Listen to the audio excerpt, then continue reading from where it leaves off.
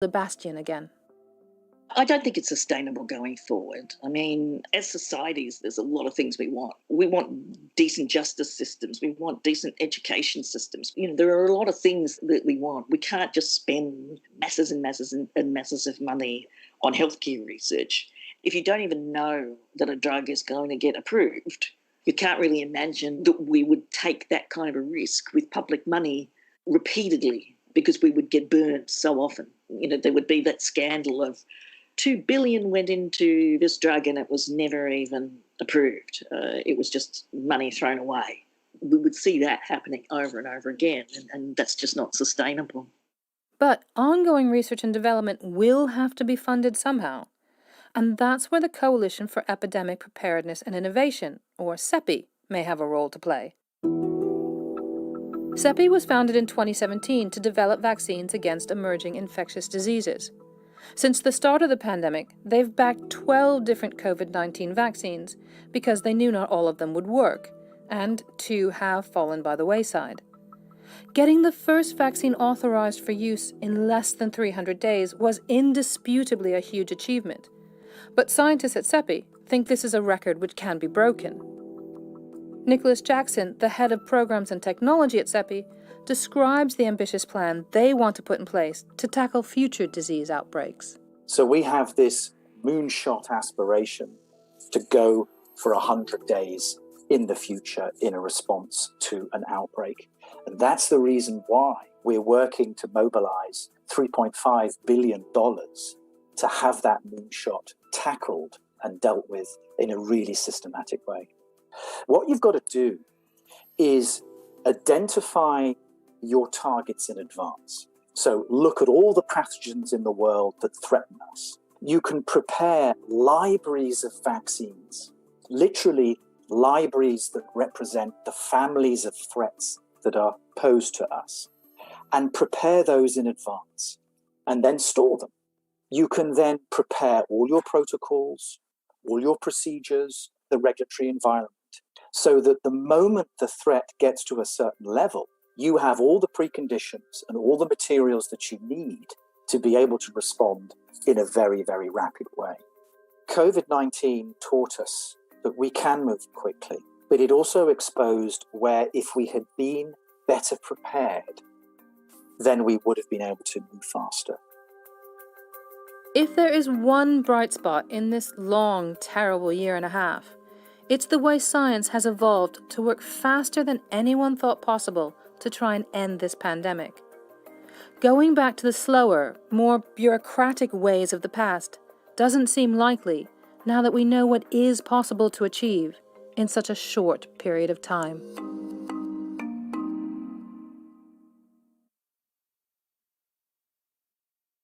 You're listening to the BBC World Service, where Razia Iqbal discusses the future of public healthcare.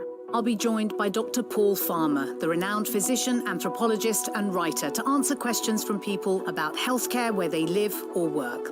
In your experience of other countries, have you seen such an approach work well, and what can we learn from it? If you look at outliers like Rwanda, those are the countries that invest the largest fraction of their public treasury in healthcare and education. We'll be discussing the pandemic, of course, but also the rise in mental health problems, how to tackle malaria, TB, and how we care for our elderly. What would be the framework that would protect anyone when they were critically ill or injured?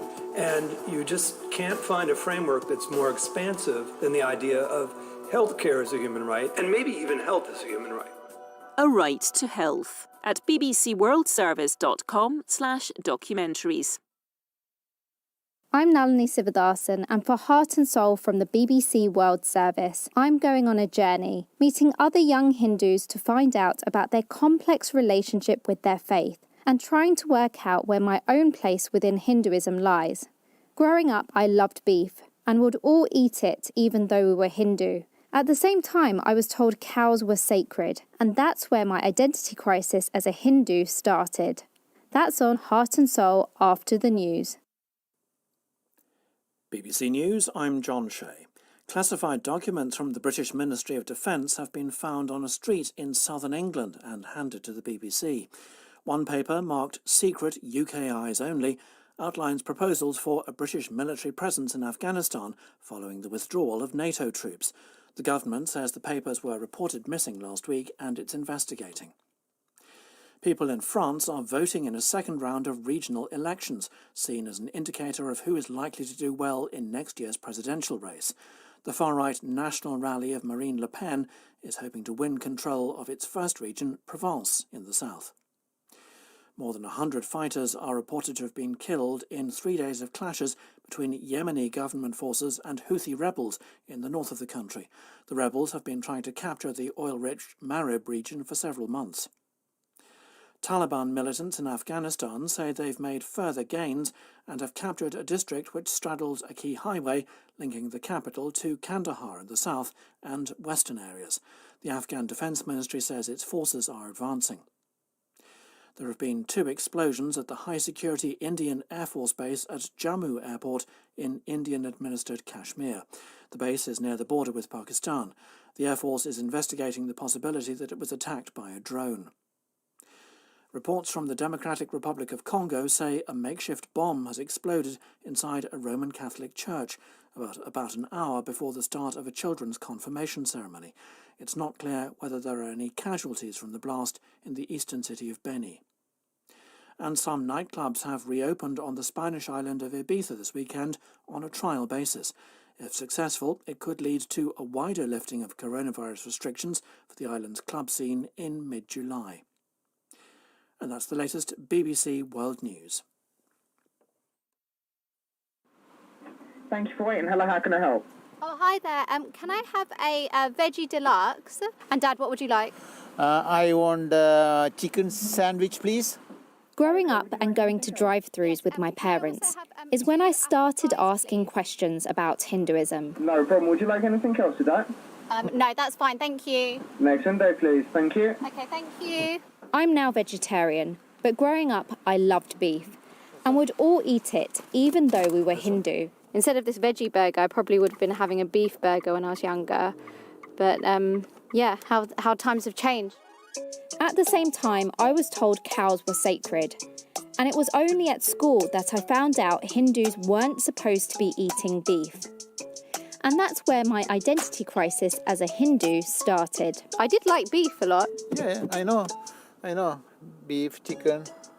Did you ever think, when I was that age, that I would become a vegetarian? Never I thought. That's what, it surprised me.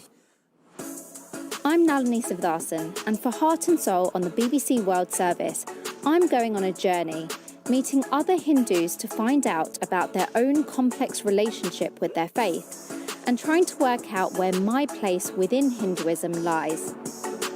We encouraged to eat meat, but then also, you're religious as well. So where does this come from? Because that's the culture. Because Indians, they are very strict. So we are more liberal. So that's why, there's a culture, what the parents did it, and in the same thing, we are also doing. That's what you see. You both were born and grew up in Sri Lanka. What was your experience like growing up Hindu? I'm vegetarian now, but my parents in our house only Fridays they don't eat meat. Only if you go to the temple, you don't eat meat. The reasons why I became vegetarian, it kind of fitted the belief system. We don't actually talk much about our own relationship with religion, but what do you think of mine growing up? Because I know sometimes I've asked you questions and you haven't been able to reply to it, because for me that's important, always asking questions about everything. I don't explain in everything, but I don't know so many answers. Whatever you ask questions, I can't answer it. Honestly, I don't know. So that's what, I just ignore those things. I'm kind of like a lapsed Hindu, I suppose. That's the best way to put it. Because I used to be quite religious growing up. Even in my teenage years, I kind of went into a very religious phase. I kind of came out of it because I was always a kind of philosopher at heart, and science kind of answered more questions. Unlike some other faiths, Hinduism doesn't have a single founder, central scripture, or religious authority. And while I've found that to be liberating, it can also be confusing. My friends Kaj and Brinda were also born into Hindu families, but like me, have a complicated relationship with the religion. Yeah, it's a tricky thing because I feel like there's nothing to be proud about. Like, I wouldn't say I'm ashamed to be a Hindu either, but to actually say I'm proud to be Hindu, I don't know. Do you kind of yearn to follow some rituals or go into kind of spaces like temples? Yeah, I mean, like, I haven't visited home in over a year. That means I haven't been to a temple in over a year because usually whenever I go back, or at least a couple of times a year, I would say to my mum, like, shall we go to the temple? And we'd go and visit. Like, I would actively ask her. I didn't realise it, but it is something that it's still a part of me. What elements do you find difficult about the religion? Yeah, this is the thing, because there's certain things that I don't know whether they go into culture or religion. And the main thing is the caste system. And that's something that still prevails today. And I'm totally against it. And I still think that people from our generation don't discuss it as much as we should. Philosophically speaking, principles of karma, how struggling people in the world, children they're responsible for their actions in their previous lives, and that's why they are where they are. This seems to be a common explanation, which I feel like, dude, are you really saying that these kids are suffering today because of what they did in their past lives? We can't carry on like that, right? You know, that's not a good way to run society. If or when you guys have children, what do you think you would choose to kind of impart to them of Hinduism? I wouldn't enforce the religion on them. I wouldn't expect them to practice anything. I would just like to inform them of the good side of it and the bad side of it, I guess, and then they can make their decision from there. Yeah, so this is kind of always a dilemma in my head because I would love for my children to have the same understanding that I have. The problem is without going through the struggle of actually, being kind of very religious and then kind of losing my religion, all this kind of stuff. I think in some respects there's no other way to do it. So this is the Sri Ganapati temple in Wimbledon. It's the oldest fully consecrated Hindu temple in Europe. And it's a small temple, but it's very, very thriving and very busy, which is how we like it to be. I've come to a temple in southwest London, which I used to often go to growing up. Now I only go on special occasions. I love the fact that there are millennia-old rituals and practices still being done here. You can hear Sanskrit being spoken. But I wonder whether some parts of the faith are equipped for the modern Hindu woman like me. Geeta Maheshwaran helps run the temple. For me, growing up, going to temples is, there's just never been any dialogue or even seeing kind of female priests or even a dialogue about it. Is this something that people have spoken to you about? And is this an issue? Is this an issue in terms of engaging young people, perhaps? As women, we do all the ceremonies at home. It's only just at the temple that we don't do that aspect of it. So it's never been an issue with anyone from the faith saying, why can't I do this thing? Could there ever be a female priest at Wimbledon Temple? Well, we never know.